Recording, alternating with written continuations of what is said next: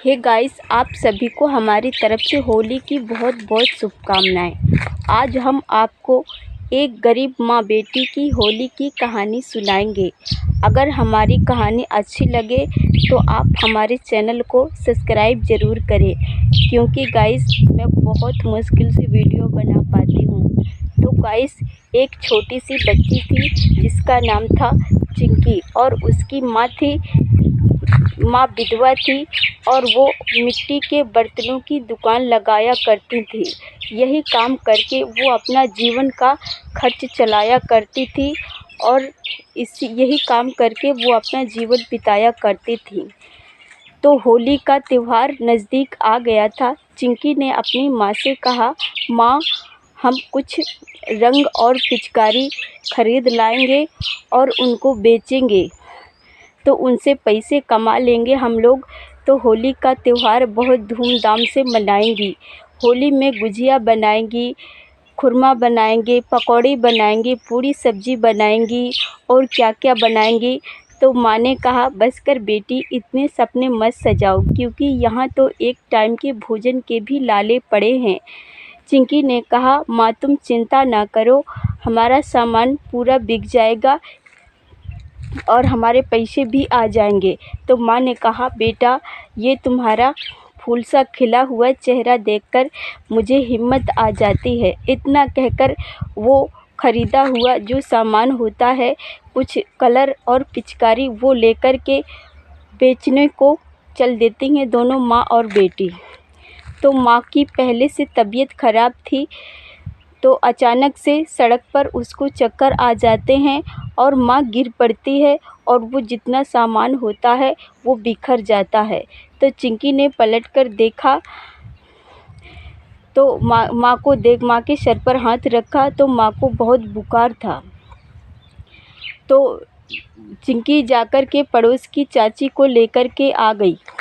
तो चाची ने देखा तो उसकी माँ की बहुत तबीयत ख़राब थी और उसके सर पर ठंडे पानी की पट्टी रखना शुरू किया और चिंकी से कहा, चिंकी बेटा, तुम्हारे पास कुछ पैसे हैं क्या?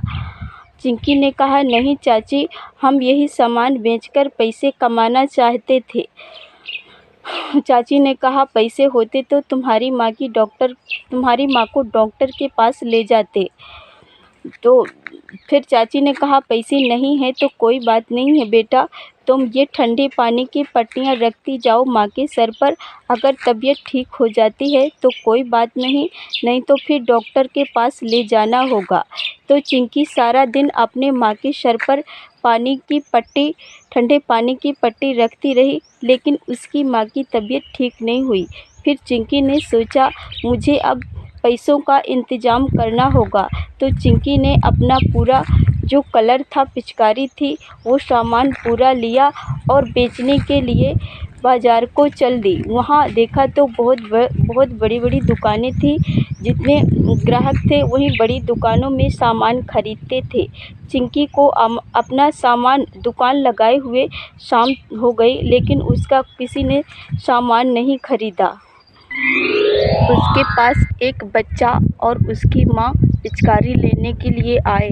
तो बच्चे को चिंकी की दुकान की पिचकारी पसंद आ गई। बच्चे ने कहा, माँ, मुझे ये वाली पिचकारी दिला दो ना माँ, प्लीज़। माँ ने कहा, चलो बड़ी दुकान में देखते हैं। तो बच्चे ने कहा, नहीं माँ, मुझे यही वाली पिचकारी चाहिए। तो चिंकी ने कहा, ले लीजिए ना मैडम जी, आपकी बहुत मेहरबानी होगी। तो मैडम जी को दया आ गई। चिंकी की आंखों में आंसू देख करके उसने चिंकी की पिचकारी ले ली और उसको पैसे दे दिए और वापस माँ और बच्चा पिचकारी लेकर के चले आए। तब चिंकी को इतने पैसे से काम नहीं चलने वाला था। तो वो अभी कल होली थी, सब लोग होली खेल रहे थे, मगर चिंकी वहीं पर बैठे बैठे अभी तक पिचकारी बेच रही थी। तब अचानक से कुछ मनचलों का झुंड आया और चिंकी को घूर घूर करके देख रहे थे। तो इतने में वही मैडम जी फिर आ गई चिंकी के पास। देखा तो चिंकी अभी तक वहीं पर कलर और पिचकारी की दुकान लगाए बैठी हुई है। मैडम जी ने कहा, चिंकी अभी तक तुम अपने घर नहीं गई? चिंकी ने कहा, नहीं मैडम जी। मैडम जी ने कहा, चिंकी यहाँ तुम्हारा रुकना ठीक नहीं है। देख रहे हो ये मनचली कैसे तुमको घूर रहे हैं।